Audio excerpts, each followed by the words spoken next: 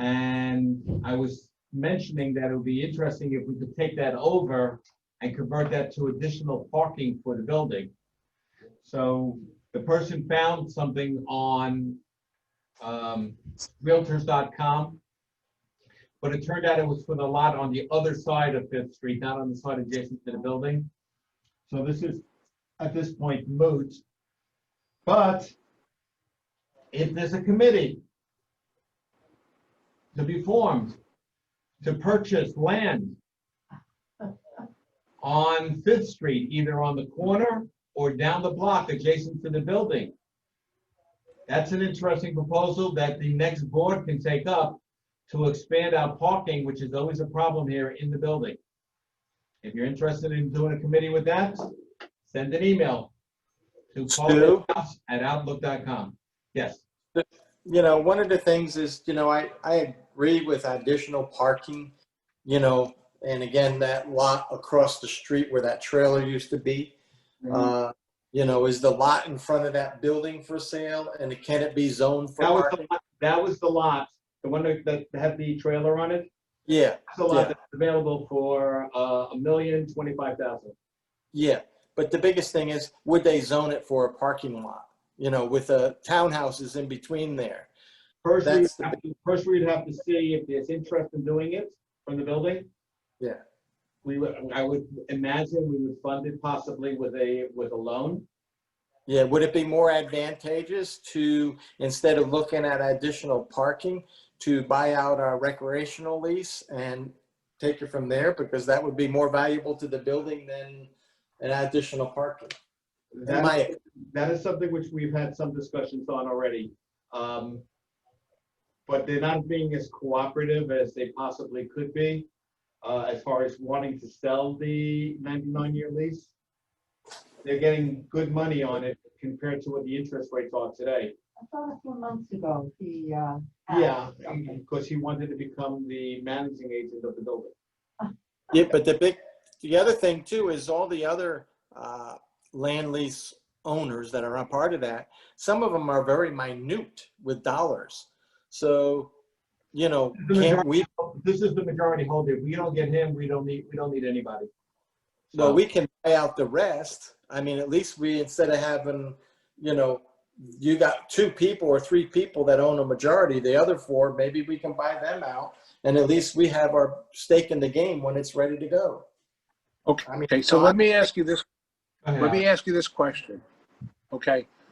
Because I did run the numbers. So let me ask you this question. So what is let's just say for argument's sake, and you know, I don't know the exact numbers, that it costs $2 million in present value to buy it out.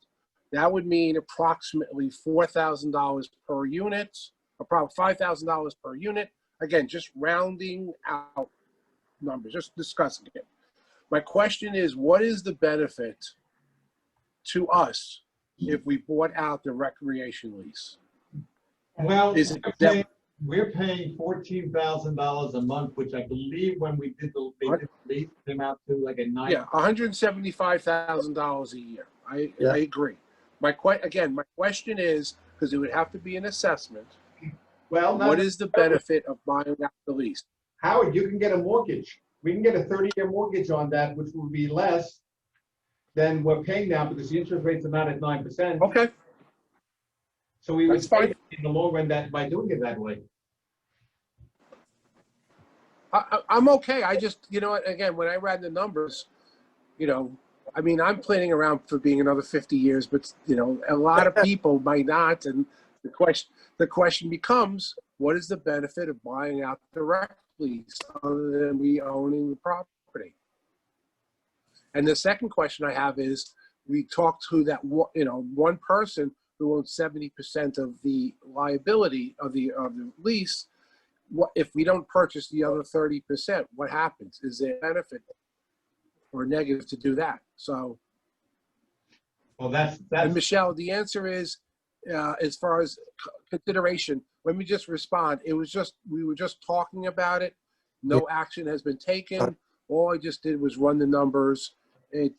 We are so far away from anything ever happening So it's not, it's just a conversation. That's all it is. Exploratory You know, this is what we, to everybody, this is what we do to everybody. You know, the board has these type of conversations. Some of them are come to fruition and we move forward. Some of them are saying, you know what, you know, I don't see the benefit to this. So this is one of those conversations. It's really, we're just talking right now. So getting back to this, I don't know the answers. All I'm saying is I ran the present value of what the numbers are, and who knows if I'm even right or anything like that. But, you know, just very, very rough numbers, it would be probably about $2 million to buy them out. And that's not even 100%. Right. And again, the $2 million is not $2 million. If we take out a loan for the $2 million, comes out to what the monthly payments would be.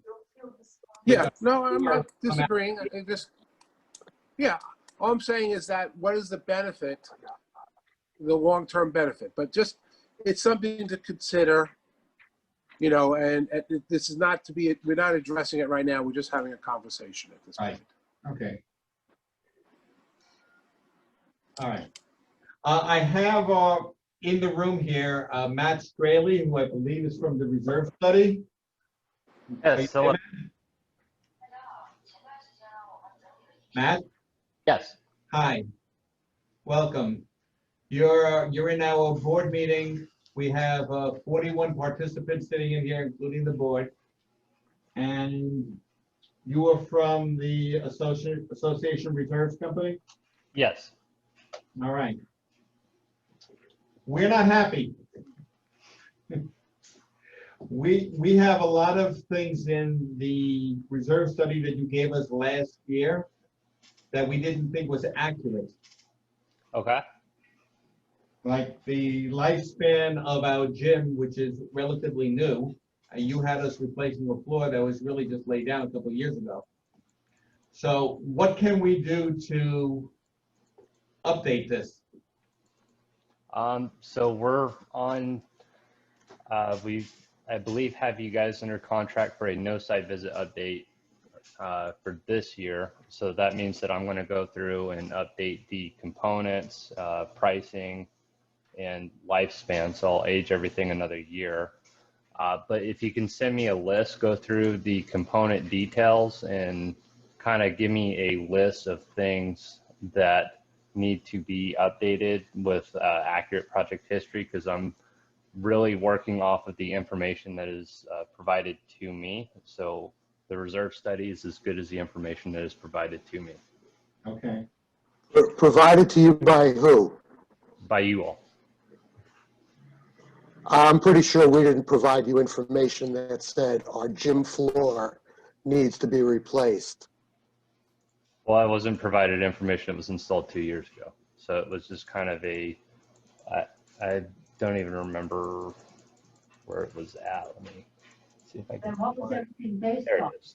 Did someone do a physical analysis? Was there a? Yes, so we came in last year and did a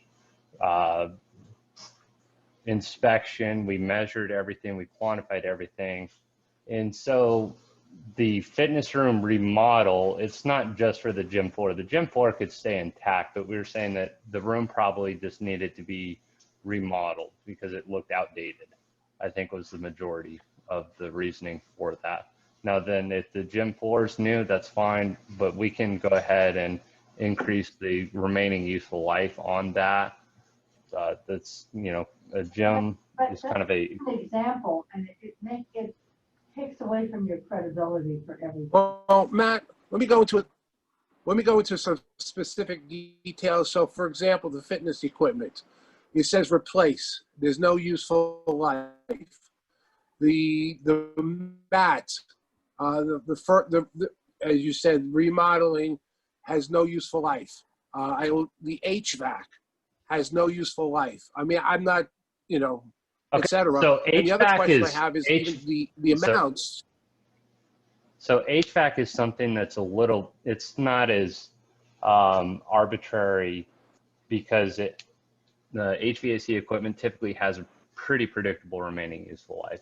So for for something like a gym remodel, it's more subjective. But for HVAC, it doesn't mean that it's going to fail then. We're not saying that. We're just saying that the money needs to be on hand to replace the equipment because it's nearing the end of its useful life. So HVAC equipment typically has a useful life of about 15 years, 10 if you're on the coast, which I believe Parliament Towers is. But for equipment that's in more protected spaces, they'll last a little bit longer.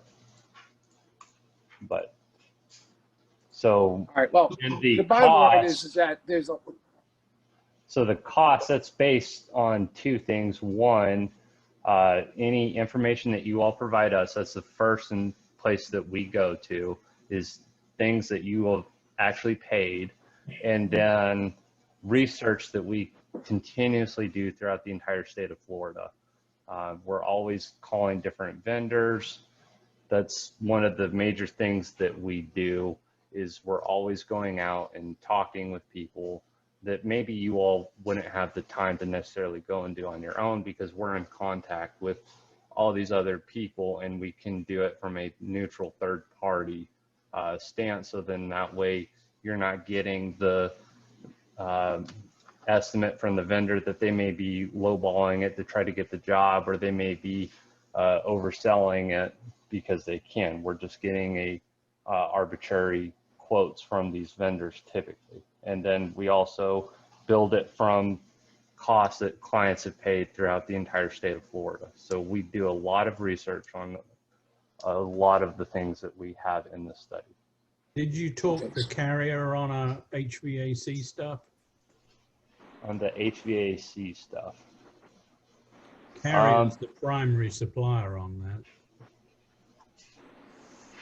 I don't believe so, but I mean, we have, like I say, we have an extensive database that is built out from what various clients have paid. And I think if you research that a bit, you'll find that Carrier think our chillers have got about another 6 years left in them.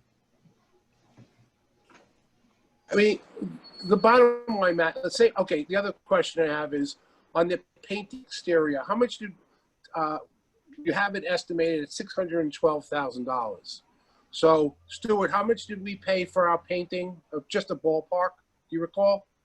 I don't remember the number. Okay, It was in the I just think it's- 500,000 plus range. okay.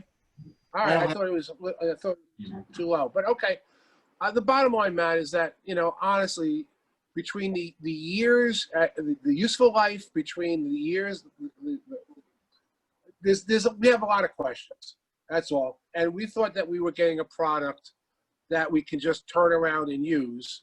And we just have a lot of questions. It seems like we have to do a lot of work, and that's not what we're paying for. well, a reserve study is a cooperative process because I'm not omniscient.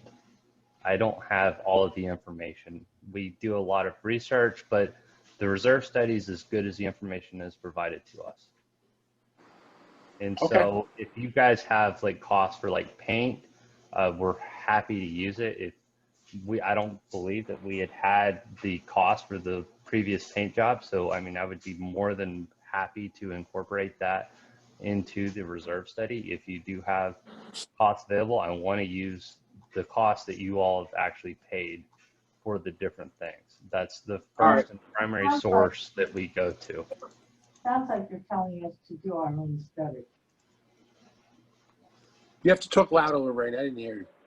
I said, it sounds like he's telling us to do our own study research. No, I don't agree with that, but okay, let's, all right. Can we do this, Pat? Pat, Yes. Mhm. we have a new management company coming in November 1st. Okay. Before they come in, they do a in-depth walkthrough of the building, evaluating everything. Can we prolong this a little longer until they do that, submit that to you so you can get an update of information? Would that work? I talked to Will a little bit more about that. I'm not on that side of it. I'm just the person that's handling the actual study itself. But as far as like the contract and different payments and things